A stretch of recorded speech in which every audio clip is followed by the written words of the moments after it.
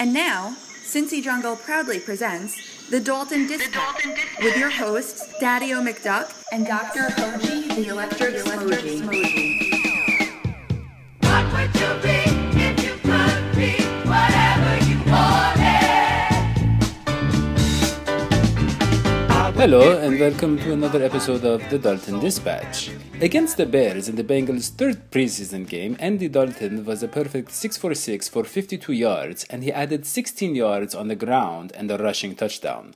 However, Dalton was injured on his 1-yard plunge into the end zone and would not play after the first series.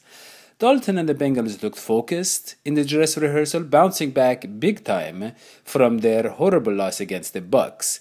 They alleviated a lot of the concerns of Cincinnati's fans.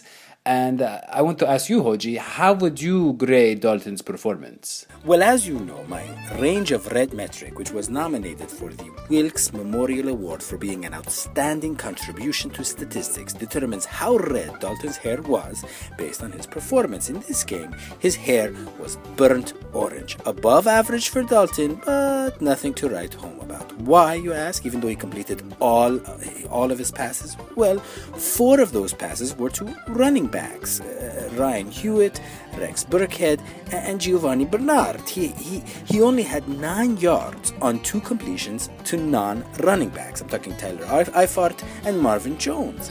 Eifert. In other words, he was dinking and dunking. And the team didn't even trust him enough to let him throw when they had first and goal on the third 3-yard line.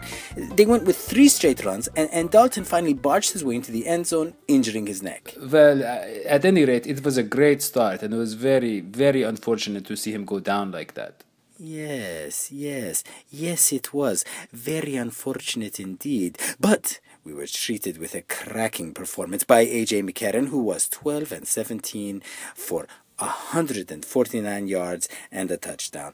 Most importantly, he made his plays down the field, unlike Dalton. He wasn't afraid to get hit. He showed fire, leadership. Look, Daddy, the level of play in the NFL is just so high right now that it's hard to be good, let alone great. But this McCracken guy... Yeah, it's McCarron. Right. He completed over 70% of his passes in both games.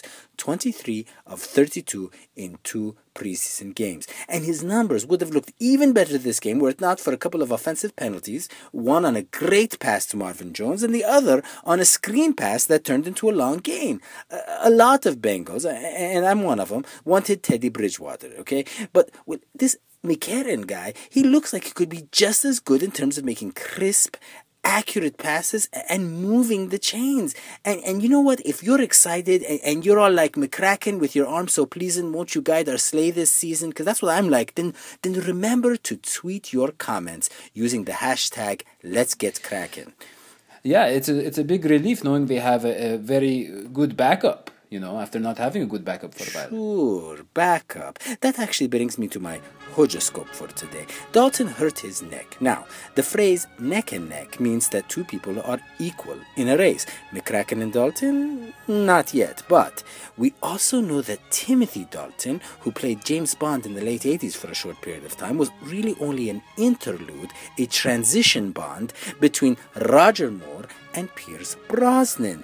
During this transition period, the heat is on Dalton. It's a live and let die moment. If he messes up or gets hurt, McCracken is there to take over and remove the albatross around our necks.